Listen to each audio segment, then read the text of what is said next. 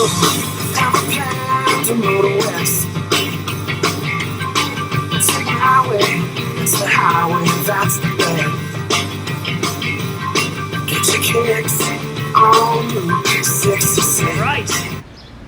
Welcome to another day of We Get Our Kicks on Books, or with Book 66, the Kennedy Elementary School Summer Reading Challenge, where we bring you a different book each and every day in a different location. Each location inspired the reading of a book. Today's book is called Locomotive by Brian Flocco.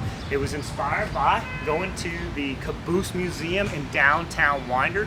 Actually, there's a statue here that has the dedication to the builder of a nation, which was the locomotive. So we're going to be bringing you this book today. It's called Locomotive. It is a Caldecott Award winner as well. So I'm going to be reading this book to you guys today. As I read, make sure that you guys are listening for different things. I'm going to try to model what good readers do. Good readers read fluently, which means they read the words correctly, and they read them at a good pace, not too fast, not too slow, and they read with expression. So I'm going to try to do that. As you guys are listening, model what good readers do. They listen for the characters, who or what the story's about. This one might be a little bit more difficult for you to do. They listen for the setting, where and when the story takes place, and they also listen for the sequence of events, what happens first and last and next. So all those different things will be looking out for that. Also, too, a good strategy for reading comprehension. Reading comprehension is understanding what you read, is to know what the questions are before you read. And we're going to give you a list of the questions before I read the book. But here we go with today's book, Locomotive by Brian Flocco. And I'm here at downtown Winder at the Caboose Museum. Check it out. It's a great spot.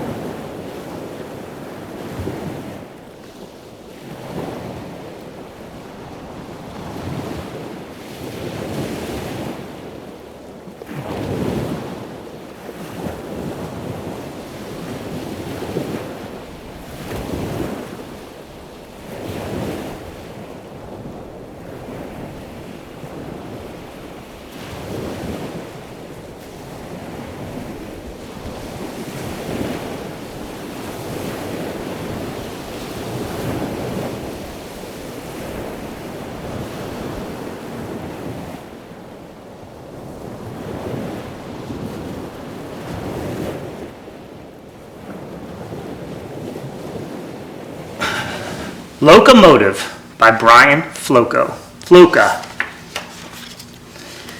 Here is a road made for crossing the country, a new road of rails made for people to ride. Here's how the road was built, with a grunt and a heave and a swing, with the ring of shovels on stone, the ring of hammers on spikes, clank, clank, clank. Men came from far away to build from the east, to build from the west, to meet in the middle. They cleared the rocks and dug the tunnels. They raised the hammers and brought them down. 3 strokes to the spike, 10 spikes to the rail. Clank, clank, clank. Here your trip begins, at the depot, on the platform. The people here, the passengers, have packed and shipped and sold their things, all their things, everything. They have their tickets for a trip of a week, through the days and the nights, across the wide country, down to the sea. Look for the train that will take you, the first train of the trip. Listen for the engine, for the mighty locomotive. She's waiting in the rail yard, ready for her work. Hear the clang of the bell, hear the huff of the engine. Her crew is bringing her out. Clang, clang, clang, clang, clang, clang, clang, clang. See a puff from her stack, a puff of smoke, a smudge in the sky. Clang, clang, clang, clang, clang, clang. Here she comes. See a puff, a smudge, a cloud. Woo, woo! A storm. Now comes the locomotive, the iron horse, the great machine, 50 feet and 40 tons, wheels spinning, rods swinging, motion within motion, running down the track. She's bright in her paint and her polish, the pride of her company and crew. She pulls her tender and train behind her. She rolls up close to where you wait. All heat and smoke and noise. Hear the clear, hard call of her bell. Clang, clang, clang, clang, clang, clang. Hear the hiss and the spit of the steam. Hear the engine breathe like a beast. Hoof, hoof, hoof. She carries the crew that makes her run. Brakeman, fireman, engineer. And in charge of them all, the conductor, the captain of the train. He cries, "All aboard! Step up quick." Up in the cab, the crew's making ready. The train's about to leave. Up in the cab, a small as a closet, hot as a kitchen, it smells of smoke, hot metal and oil. The fireman keeps the engine fed. He scoops and lifts and throws the coal from the tender to the firebox. It's hard to work hot work. Smoke and cinders, ash and sweat, hard work, hot work. But that's a fireman's life. He tends to the fire that boils the water, that turns the water into steam. Then the engineer, the hogger, pushes forward at the Johnson bar. He blows the whistle as a warning. Toot toots to say, the train's about to go. He pulls the throttle lever. He opens up the throttle. Not too much, not at first, or the wheels would spin on the tracks. Easy, easy. He releases the steam. It pushes through the pipes. It goes to do its work. It pushes the pistons, which push and pull the rods. The rods, they swing and rise and fall and make the drive wheels turn. The engine huffs and hisses. The engine bangs and clanks.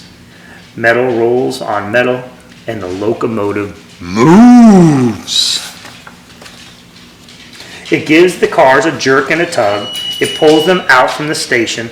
Now more steam, more steam. Faster, faster, turns the wheels. Faster, faster, breathes the engine. Huff, huff, huff. The train is on its way. Through the cars comes the conductor. "Tickets!" he cries as he walks down the aisle.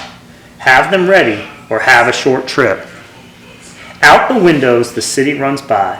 Homes and schools, then farms and fields. They rush up close, then fall away. The engineer feels the wind of his face, the fire by his feet, high up in the cab. He feels the engine shudder and sway, but he feels it shake as it picks up speed.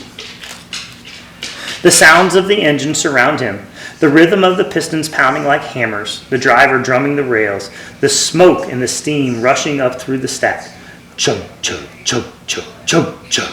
The engineer keeps his hand on the throttle, keeps his eyes on the line. He is the master of his machine. He knows her moods and tempers, where to set her bars and levers, when to slow down and when to speed up, when to run her wide open. Full steam ahead! Faster, faster turn the wheels. Faster, faster breathes the engine. The country runs by. The cottonwoods and river. Westward, westward runs the train. Through the prairies to the great plains. On to the frontier. The hours and miles roll by. The country opens wide. Empty as an ocean. Smell the switchgrass and the blue stem. Hot beneath the sun. Here the bison used to roam. By the hundreds, by the millions. Here the Cheyenne lived and the Pawnee and the Arapaho. Here covered wagons used to crawl, foot by foot, mile by mile, heading into the west. The railroad and the men who built it, they've changed it all. Now there are the long steel rails running like new rivers, connecting coast to coast. Now the telegraph crosses the country. People and mail are traveling by rail. Words are traveling by wire. The world is speeding up. In the rattling, rocking cars, click-clack, click-clack, click-clack, there are neighbors to meet, games to play, songs to sing. And if you're bored, if you're hungry, there is the butch. A boy who walks the aisle and sells books, maps, magazines, yesterday's paper, fruits and candy, soap and towels, coffee, tea, sugar, hash, beans, bacon, and all the cigars you can smoke. There's a stove in one corner for winter trips to keep the passengers warm, and a convenience in the other.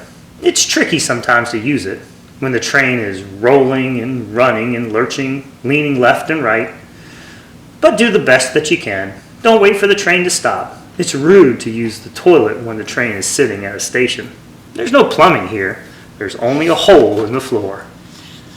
As the engine pulls the train, it burns through coal, it boils through water, and soon it must stop for more. The engineer slows the engine. He blows his whistle to signal the crew. Down brakes! The brakemen hear the call. They turn the wheels, which tighten the brakes. They tighten them car by car. The train stops at new cities and stops at new towns. Grand Island and Kearney and North Platte and on. Cities and towns built for the railroad, built to keep the engines running. At the water tower, the fireman pulls the spout. The fireman lets the water out. Splash! He fills the tank in the tender so there will be water to pump to the boiler when the engine needs it. And when the train is stopped, when it's time for dinner, find the railroad restaurant, find the hash house. Quick! It's $1 for dinner and 20 minutes to eat it. Don't waste time. Today's menu: buffalo steak, antelope chops, chicken stew. If the chicken tastes like prairie dog, don't ask why. Then when the crew and the engine have done a full day's work, fresh men and machines will take their place. Into the roadhouse the old engine goes. Out from the roadhouse the new engine rolls. The new crew gets to work. The engineer pulls back on the Johnson bar to put the engine in reverse. He blows the whistle as a warning. 3 toots to say he's backing up. Now the switchman in the rail yard will attach the engine to the train.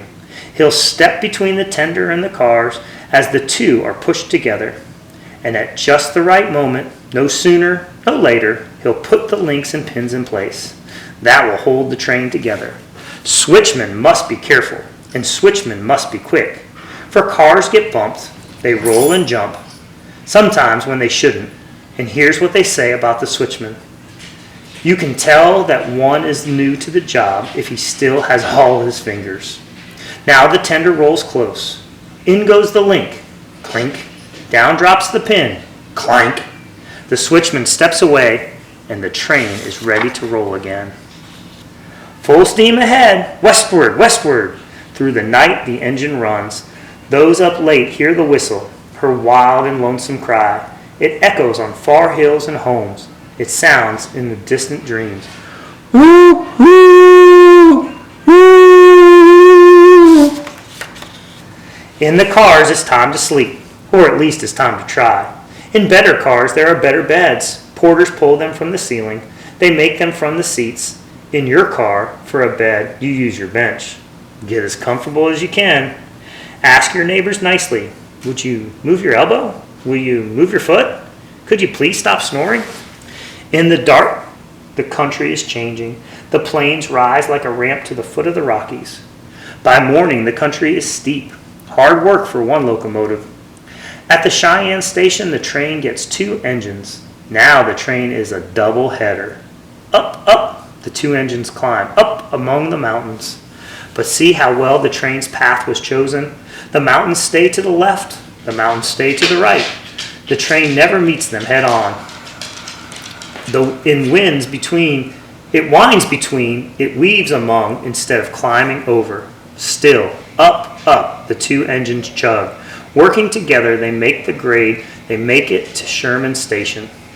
It may not look or feel so high, like the top of a hill or a mountain peak, but this is the highest point on the line. West of here, the country dips and drops again. West of here, 1 engine will do. Now the country is rugged. Now the train travels trestles.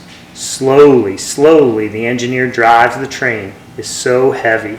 The bridge is so narrow and rickety, rickety, rickety. The fireman and the engineer don't let the train get off track. This wreck here is not our engine. They watch the signals and the switches. They know to slow down for the curves. They watch the gauge that shows the pressure. If there's too much pressure, they blow off some steam. They watch the valves on the backhead. Those show how much water is left in the boiler. If too much water boiled away, if the lever dropped too low, the firebox would melt, would buckle, would blow. The locomotive would explode. Kaboom! So when the valves show the water dropping, the engineer pulls a handle. He pumps in water from the tender. He keeps his engine safe. Wouldn't you? Westward, westward rolls the train. Down into canyons, again into night. It rolls among sage and below strange stones. Stranger and stranger the farther you go, until every mile brings new wonder.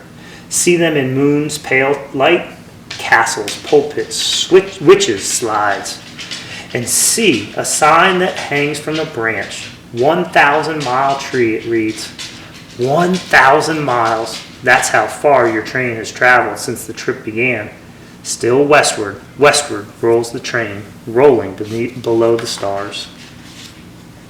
Above the Great Salt Lake, north of Salt Lake City, the city of saints that the Mormons have made, you reach Promontory Summit.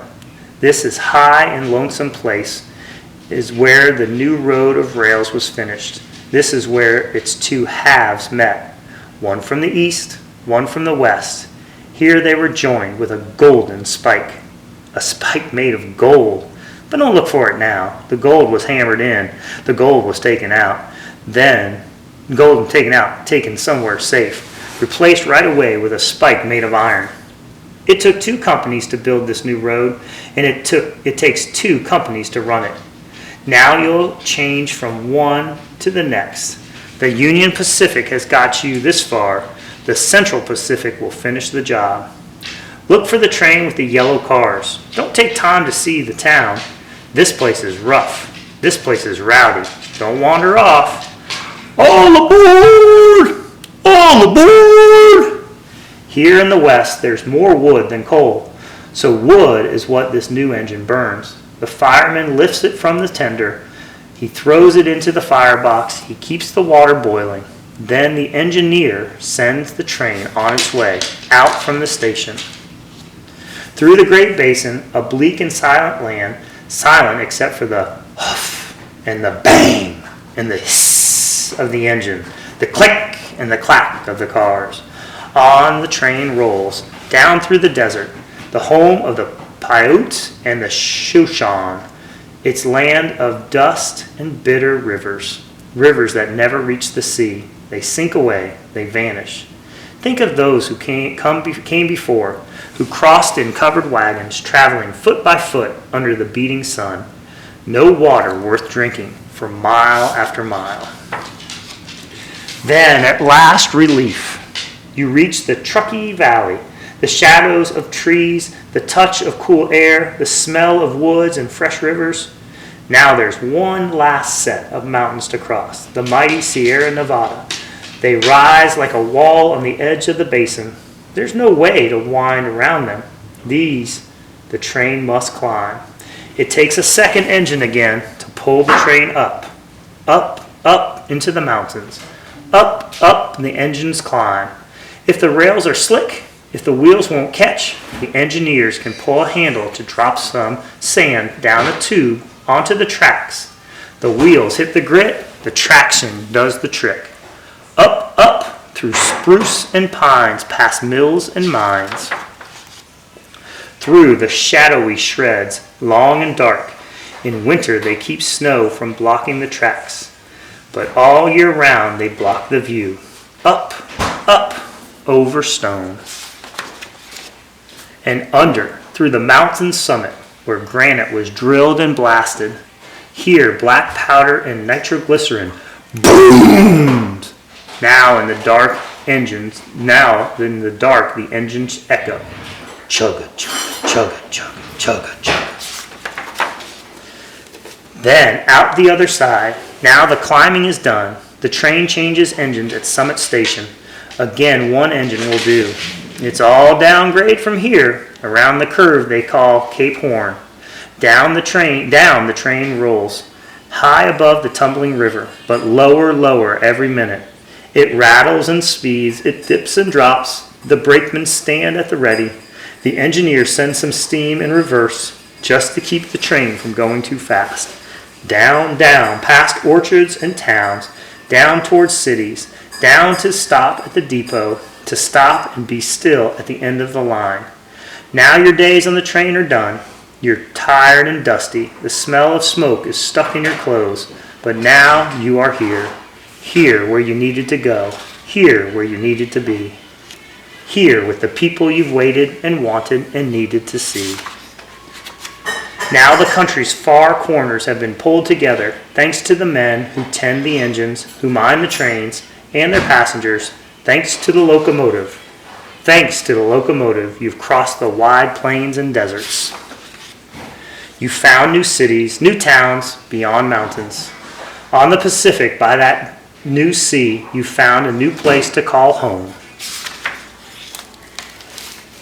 Locomotive by Brian Flacco.